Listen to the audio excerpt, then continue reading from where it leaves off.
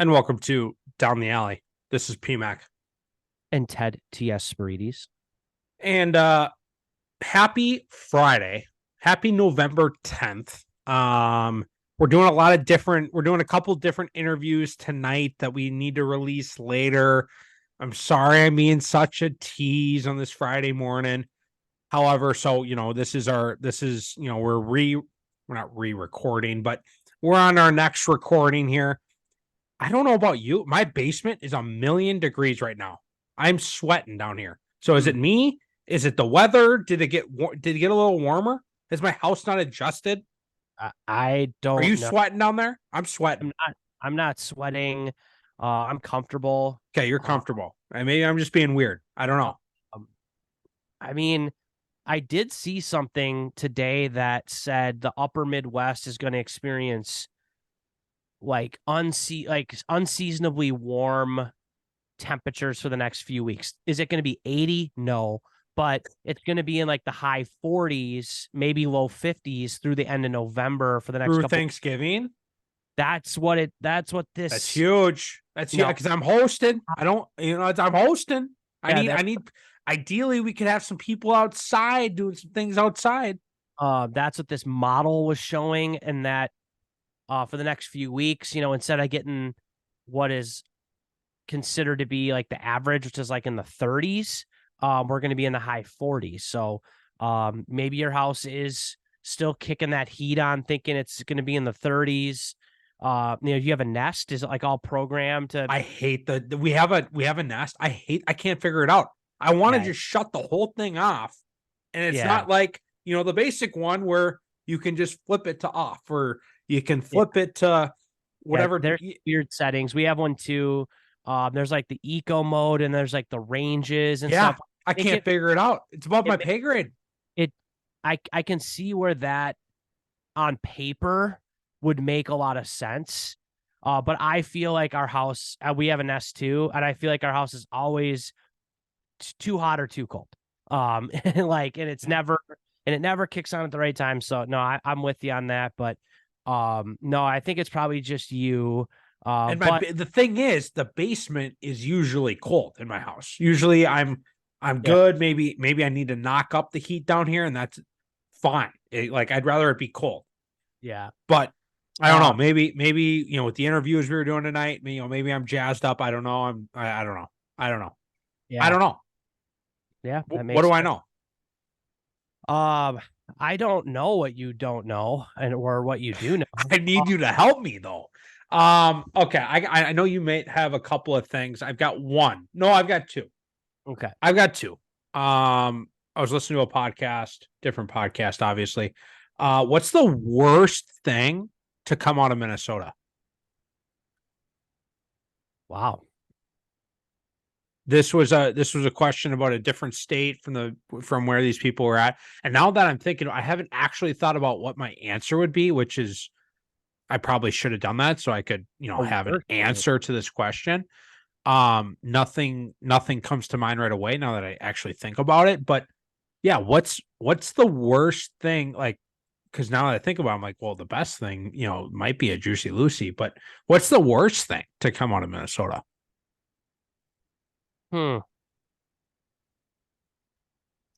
That's a great question.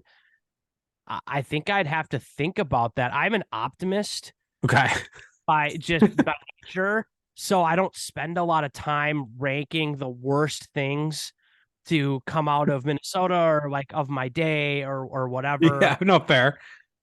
And so I haven't really thought. I try not to give a lot of space. Okay, one thing that's coming to mind. Are you a pro Prince guy? Because I think I'm an anti Prince guy, and everyone goes freaking nuts about how much they love Prince. I think I'm anti Prince. I might go Prince. And I know people are gonna flame me for this, but I'm pretty neutral on Prince. Fair, fine. I'm not a fan where I've seen him 10 times or whatever, a little bit before my time. Yeah. But as a musician, or aspiring musician myself, yeah, I do respect what he brought to the table Fair enough. musically, This is entertainment. also me trying to stir the pot a little Yeah, bit. no. Yeah. So I don't. So I could see somebody Oh, I picking. actually have a new answer. I have a I new have. answer. I could see somebody saying that he would be the worst thing to come out of Minnesota. I don't think that's. That wouldn't be my answer. I think he's probably one of the better things, but Fair enough. I have a yeah. new answer. The Okay. Zach Parise and Zach Parise contract to the Yeah, Wild that's on our dead cap right now. Shooter contract is the worst thing to come out of Minnesota. I think that's my new answer. Yeah, I mean that was bad. All right, what do you got? What do you got? I don't know. I mean, if we're All gonna, right, Mr. Optimist, what's the best thing to No, come out of Minnesota? we're gonna What's the best thing? if we're gonna stick to sports, the Gary Anderson missed field goal in '98 against the Falcons was a bad moment in Minnesota. It didn't really Terrible. not really coming out of Minnesota. The Favre throw across my body 2009. Who was the other back kick? Walsh? Blair Walsh is the worst thing to come out of Minnesota. Blair Walsh is the worst thing to come out of Minnesota. That's the end of story. Is that the end of the conversation? Okay. That wasn't even like that was just a wild card game. That was the worst play in the history of sports. Wow. Man. Okay. Best thing to come out of Minnesota. Again, I probably have to think about that. Yeah, Juicy Lucy's are pretty good. I mean, I love Juicy Lucy's. It's like a good thing to be known for, I guess. Yeah, I'll go with that. That's the easy answer. There's probably other great things. I saw, like, speaking of Minnesota State of Hockey, I saw a great little thing today. The Detroit Red Wings are hosting or have a home game on Thanksgiving Eve, and the first 25,000 or the first 10,000 fans get a little mini Red Wings Zamboni gravy boat. And I thought that was awesome, and I want one. I'm not a Red Wings fan per se. I'm into it. But I thought that was super cool. I think nothing makes wives happier than you replacing the China gravy boat with a Detroit Red Wings Zamboni gravy boat. I think if you're probably, if you're from the Detroit area or Michigan, I think the wives understand. I think they'd let that play, maybe.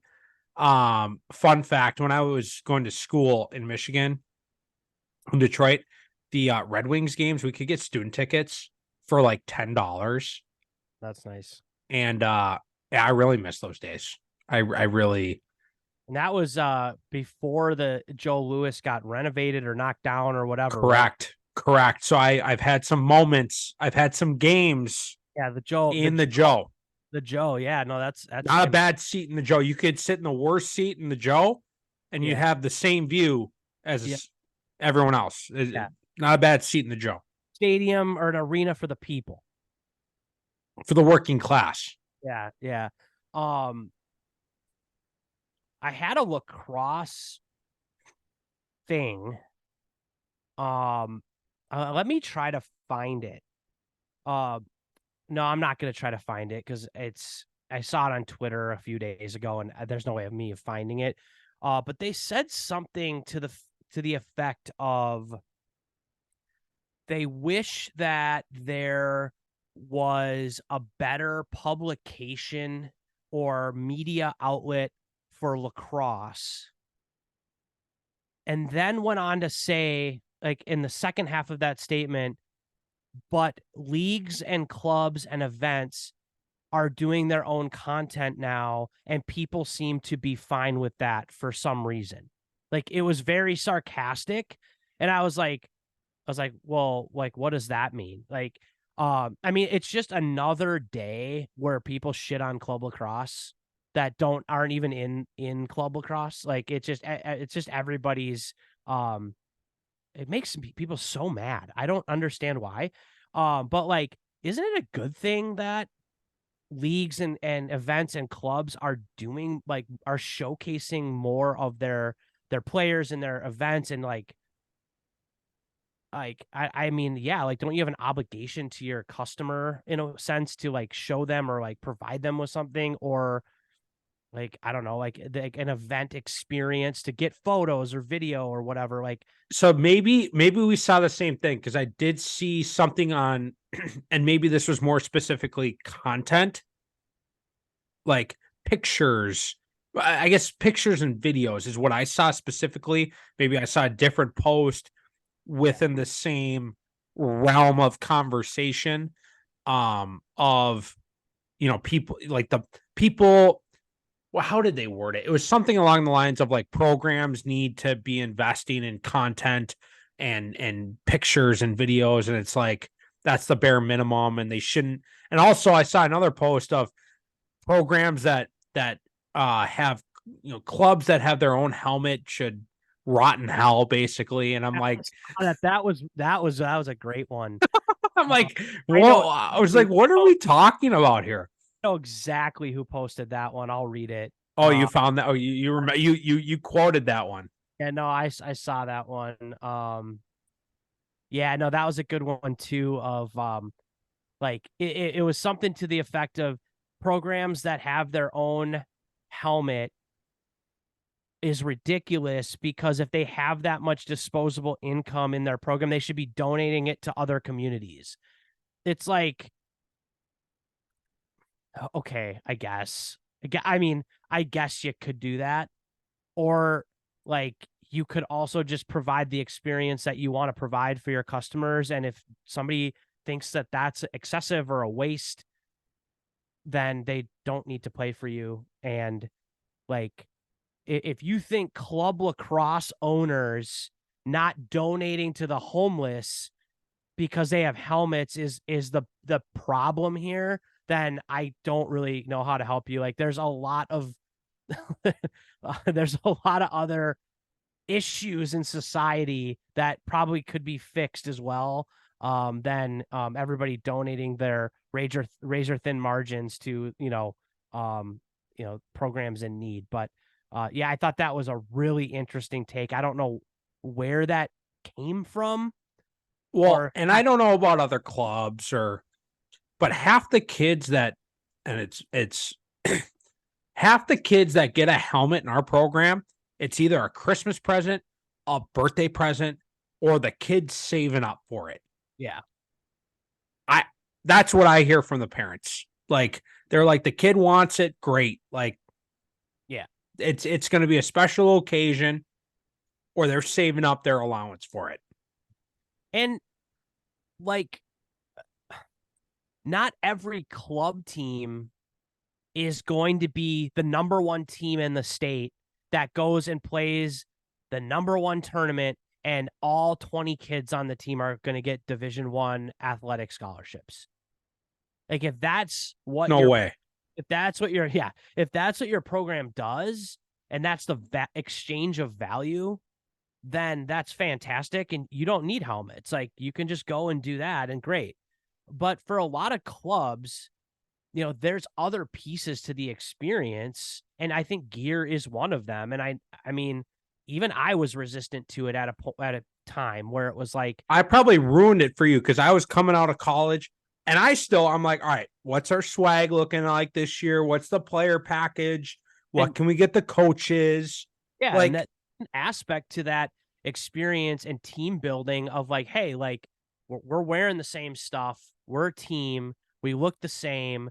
If a high school team does it, it's fine. If a club team does it, it's excessive and disservice to a humanity. It's just so funny. and you're not going to tell me when you get your company polo or crew neck or hat.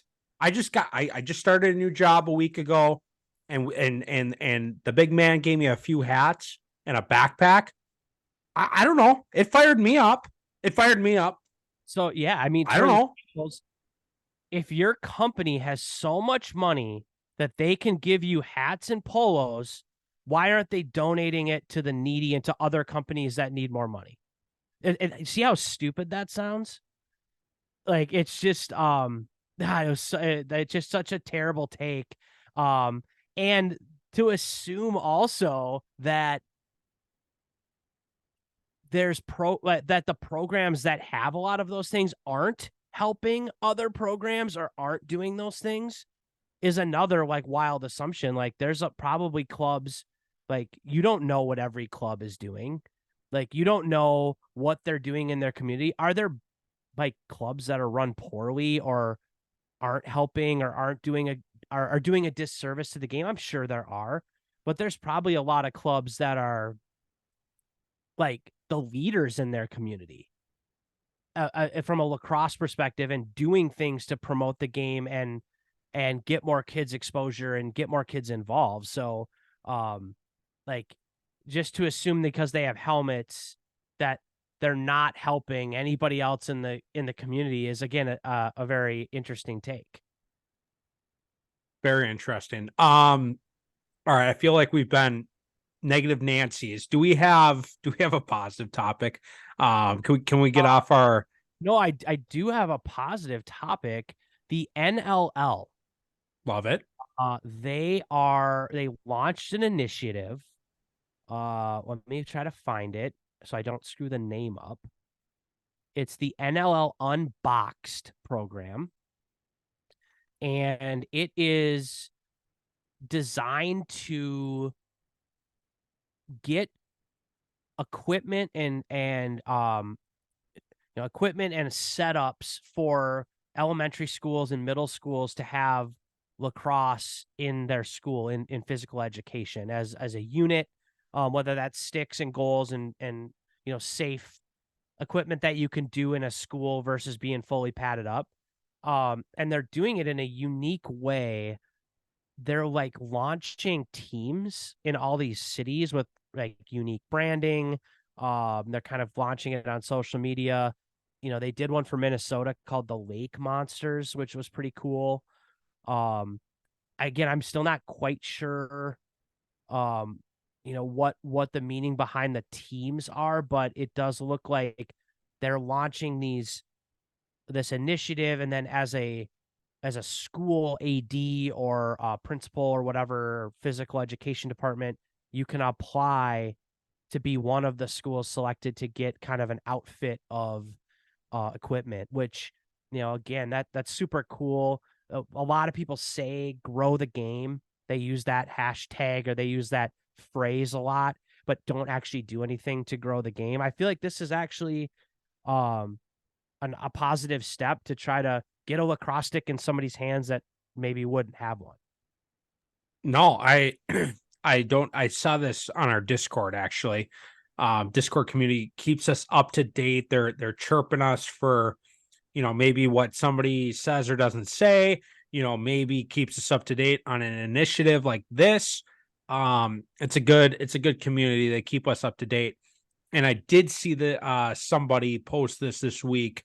I was not able to do, the deep dive on it. Sounds like you did a little more research than me.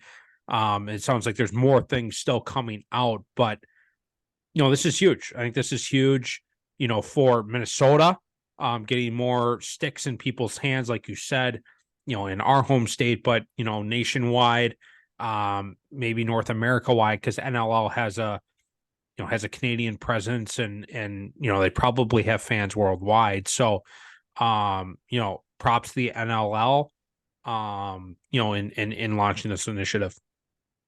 Yeah, no, I think it'll be cool. Well, excited to see where that goes. Any other positive news?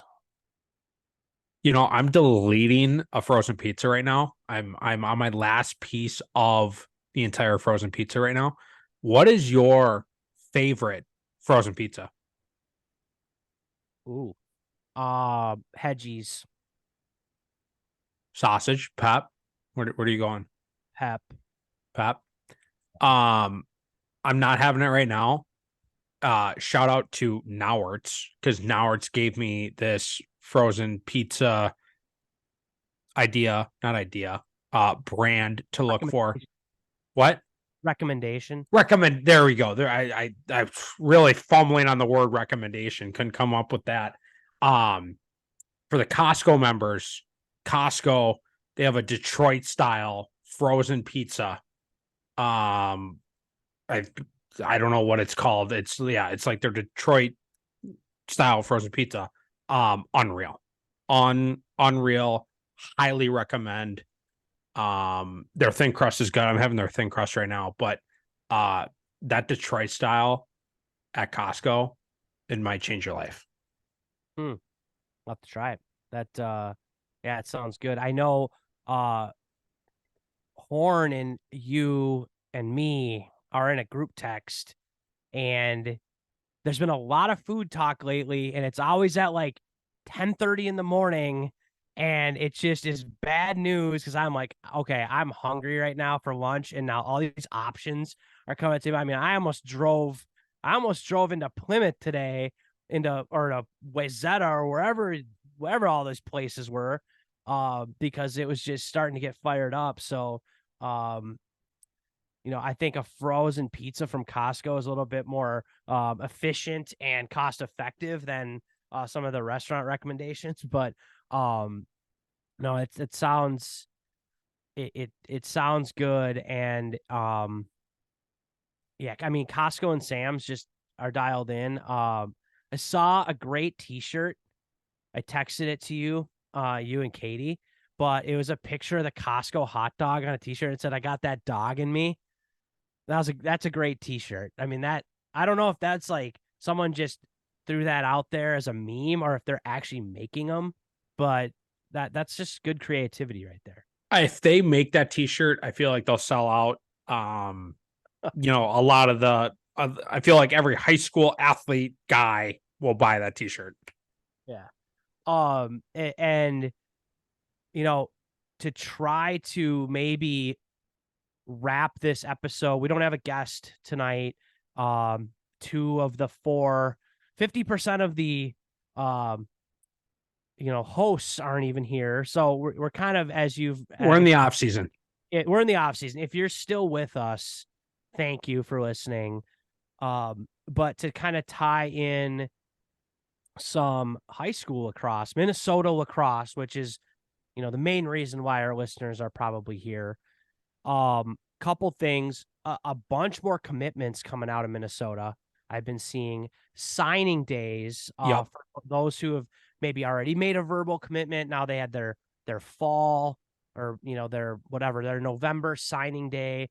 A lot of lacrosse players signing this week. So that was cool to see. I know you were at Prior Lake with some of your players, Katie as well. Yeah, shout out to the Lakers, right? That's who, during the season, that's who I'm, in the weeds with, in the trenches with. On the boys' side, there was 3 this fall. There might be some more in the spring. I know the girls had the 3 to 4. handful, 3 to 5-ish.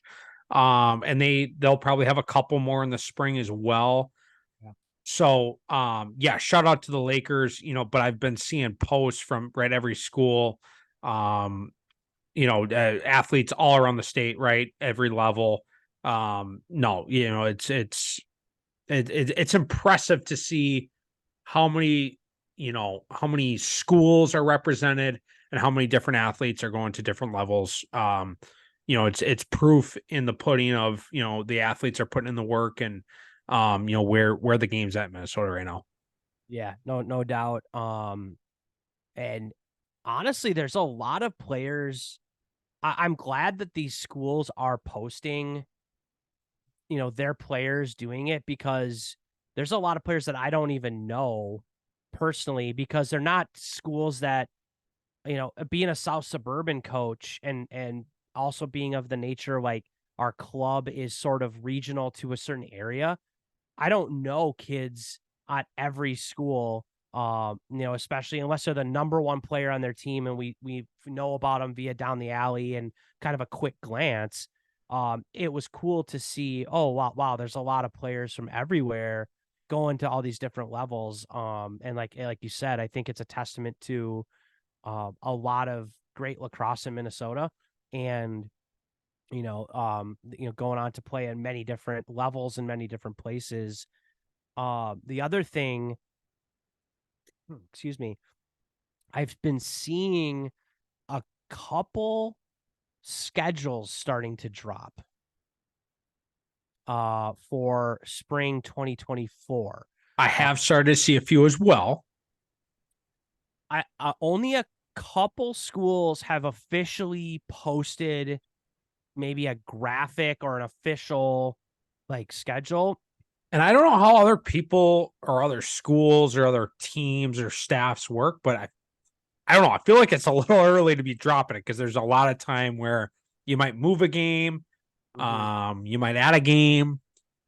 I don't know how other teams work, but I know the Prior Lake schedule is not finalized. Yeah. I know Farmington, we've had some texts going back and forth around like potential games that we're gonna have and some movement and stuff, but nothing officially got posted. I think there are some things posted on the school websites, like conference websites.